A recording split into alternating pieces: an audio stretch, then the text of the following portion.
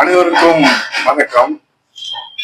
சமீப காலங்களிலே நடைபெற்று வருகிற திமுகவினுடைய மாநாடு தமிழ்நாட்டு மக்களுக்கு என்ன செய்தியை சொல்லுகிறது?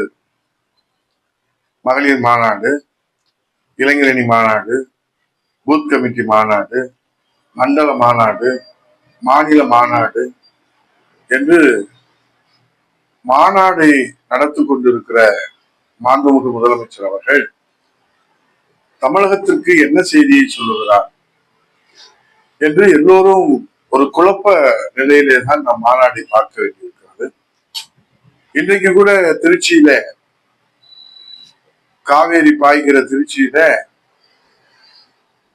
15 லட்சம் பேர்களை கூட்டுகிற மாநாட்டுக்கு முக்கிய அறிவிப்பை வெளியிடுகிறார் முதலமைச்சர் என்று விளம்பரம் செய்து கொண்டிருக்கிறார்கள்.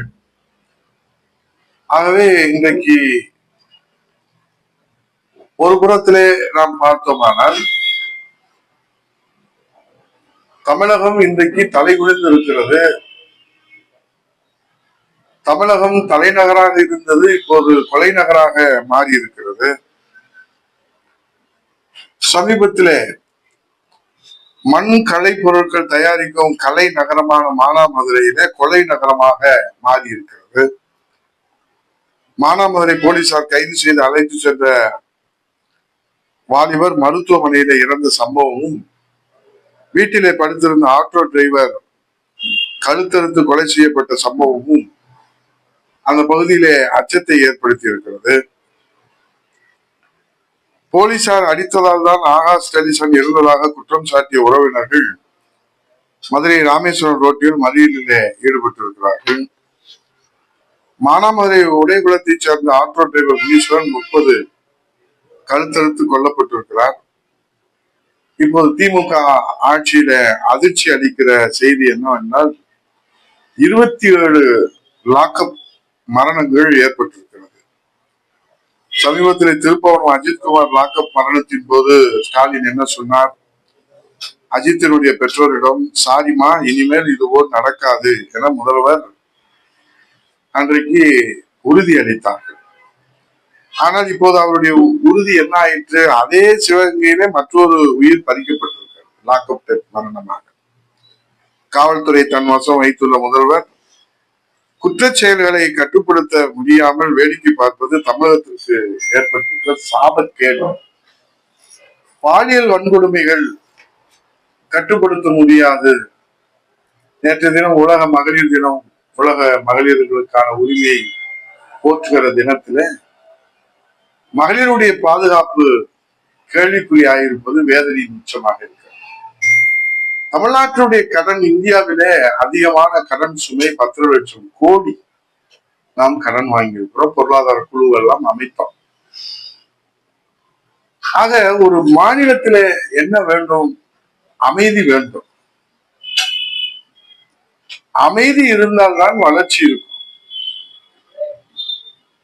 ஆகவே அமைதி, பலம், வளர்ச்சி என்று புரட்சித் தலைவர் இதய அம்மா அவர்கள் அந்த தாரக மந்திரத்தை கற்றுக் கொடுத்தார். இப்போ தமிழ்நாட்டில் அமைதியும் இல்லை, வளமும் இல்லை, வளர்ச்சியும் இல்லை. ஆனால் விளம்பரம் இருக்கிறது. பத்திரிகையை புரட்டினால் பக்கம் பக்கமாக விளம்பரம். தமிழ்நாட்டிலே திரும்புற பக்கம் எல்லாம் மாநாடு. எதற்கு மாநாடு? என்ன கொள்கை பிரகடனம்? என்ன லட்சியம்? எதை சாதித்தீர்கள்? ஆகவே திமுக அரசு 5 ஆண்டுகளில் சறுக்கியதுதான் அதிகமே தவிர சாதித்தது என்ன? பட்டியலிட்டு உங்களால் சொல்ல முடியுமா? இன்றைக்கு மாண்புமிகு முதலமைச்சராக ஸ்டாலின் அவர்கள் சாதித்தது என்ன? வெள்ளை அறிக்கை வெளியிடுவாரா? சறுக்கியது என்ன என்று நாங்கள் இன்றைக்கு விவாதிக்க தயாராக இருக்கிறோம். ஆகவேதான் அதை மடைமாற்றம் செய்கிற, மூடி மறைக்கிற விளம்பர யுக்தி தான் இந்த மாநாடு. மக்களுடைய கவனத்தை திசை திருப்பி மக்களுடைய இழந்த நம்பிக்கையை மீட்டெடுப்பதற்காக, அதுவும் சமீபத்தில் இந்த 2, 3, 6 மாதங்களில மாநாடுகளுடைய எண்ணிக்கை அளவுக்கு மிஞ்சினால் அமிர்தமும் நஞ்சு. ஆகவே இது மாநாட்டினால் இந்த மாநிலத்து மக்களுக்கு எது கிடைக்கிறதோ இல்லையோ அவருடைய பிள்ளைக்கு, அவர் தவமாய் தவமிருந்து பெற்ற பிள்ளை உதயநிதி ஸ்டாலினுக்கு முதலமைச்சர் பதவி கிடைக்க வேண்டும் என்பதுதான் இந்த மாநாட்டினுடைய கொள்கை பிரகடனம். ஜனநாயகம் என்பது இனி இல்லை. ஒன்றை மாண்புமிகு முதலமைச்சர் அவர்கள் நன்றாக அறிந்திருப்பார்கள். ஒரு குடும்பத்துக்குள்ளே கட்சி, ஒரு குடும்பத்துக்குள்ளே ஆட்சி சுருங்கி போய்விட்டதோ என்று மக்கள் நினைத்து விடக் கூடாது என்பதற்காக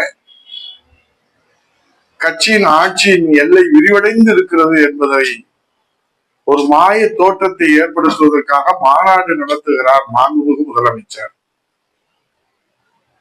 ஒரு குடும்பத்துக்குள்ளே கட்சி ஆட்சி சுருங்கி விட்டது என்று மக்கள் விமர்சிப்பதை தெரிந்து கொண்டு புரிந்து கொண்ட மாண்புமிகு முதலமைச்சர் அவர்கள் ஆட்சியும் கட்சியும் ஒரு குடும்பத்துக்குள்ளே சுருங்கி போய்விடவில்லை, முடங்கி போய்விடவில்லை, விரிந்து பறந்து இருக்கிறது என்பதை மக்களிடத்திலே காட்டுவதற்காகத்தான் மாண்புமிகு முதல்வர் மாநாட்டு முதல்வராக இன்றைக்கு அவர் பங்கேற்கிறார்கள். குற்றத்தை தடுப்பதற்கோ வளர்ச்சியை நோக்கி தமிழகத்தை அழைத்து செல்வதற்கோ கேட்டால் இரட்டை இலக்க வளர்ச்சி என்று சொல்வார்கள். அடித்தளம் புரட்சி தமிழையா எடப்பாடி ஆட்சி காலத்தில் அமைத்து கொடுத்ததை மறைத்துவிட்டு மறுத்துவிட்டு இப்போது தான் கண்ட வளர்ச்சி என்று சொல்லுகிறார். அதன பாரதத்திலே கடன் சுமை, நிர்வாகத்திலே நெருக்கடி, காவல்துறை சுயமாக செய்யப்பட முடியவில்லை. சுருக்கமாக ஒரு டிஜிபியை, நிரந்தர டிஜிபியை நியமனம் செய்ய முடியும், கடன் சுமையை குறைக்க முடியும், சட்டம் ஒழுங்கை கட்டுப்படுத்த முடியவில்லை, காப்பாற்ற முடியவில்லை. ஒட்டுமொத்தமாக தமிழகம் தலைகுனிந்து இருக்கிறது. ஆனால் மாண்புமிகு முதலமைச்சர் மாநாட்டு முதலமைச்சராக இனி வருகிற தலைமுறையெல்லாம் ஸ்டாலினை பார்த்து